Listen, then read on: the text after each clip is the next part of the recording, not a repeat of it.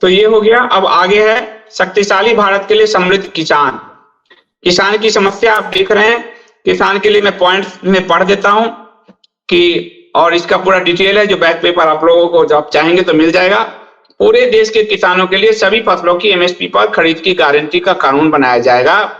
यानी जैसे एमआरपी है उसी तरह एमएसपी, इतना तो आपको किसान को एमएसपी का गारंटी देना ही होगा।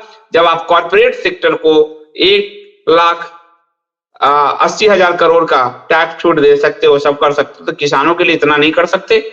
स्वामीनाथन आयोग की रिपोर्ट के अनुसार फसल के भाव तय करेंगे।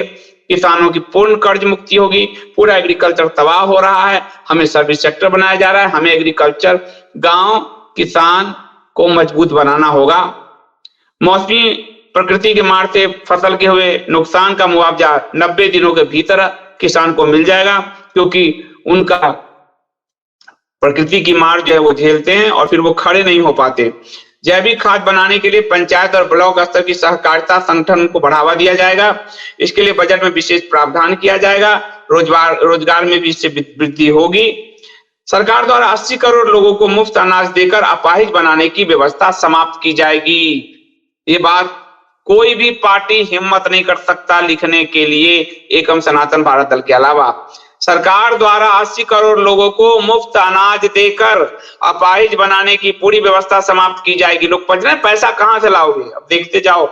उन लोगों को हमारी सरकार द्वारा गांव के स्तर पर ही कुटीर उद्योग स्थापित करके दिया जाएगा। जैसे प्राचीन भारत में कुटीर उद्योग थे, उनके उत्पाद को सरकार सीधे खरीदेगी। वे याचक की जगह एक लघु उद्यमी के रूप में रजिस्टर्ड होंगे और अपने साथ साथ दूसरों को भी रोजगार देंगे, तो वो मल्टीपल काम करेगा। आज उनको याचक भिखारी बना दिया है। और हमारे यहाँ गांव गांव में कुटीर उद्योग था। लोहे का काम, सोने का काम, वस्त्र का काम, जो कुटीर उद्योग है, प्रदूषण रहित कुटीर उद्योग, वो स्थापित करके इनको देंगे। इनको अपाहिज से है, हम इनको आत्मनिर्भर बनाएंगे। सरकार ने अपाहिज बनाने का काम किया। नकली बीज, कीटनाशक दवा एवं खाद बनाने वाली कंपनियों पर सख्त दंड और जुर्माने का प्रावधान किया जाएगा। गांव में सहकारिता आधारित उपक्रमों को खड़ा किया जाएगा, जैसे डेयरी प्रोडक्ट आदि होते हैं, सहकारिता आधारित पूरा, जैसे आप समझिए मशरूम की खेती है, डेयरी प्रोडक्ट्स है, इस तरह से पूरा उपक्रम, ग्रामीण बेस उपक्रम खड़ा किया जाएगा। गांव में कृषि के साथ गैर कृषि आधारित आर्थिक इकाइयों को भी खड़ा किया जाएगा। कृषि के साथ साथ गैर कृषि आधारित जो है वो आर्थिक इकाई भी गांव में खड़ी होगी, ताकि गांव आत्मनिर्भर हो सके। वो पूरी इसकी व्यवस्था होगी। हाइब्रिड बीज खत्म कर पारंपरिक तरीके से बीज का संरक्षण होगा।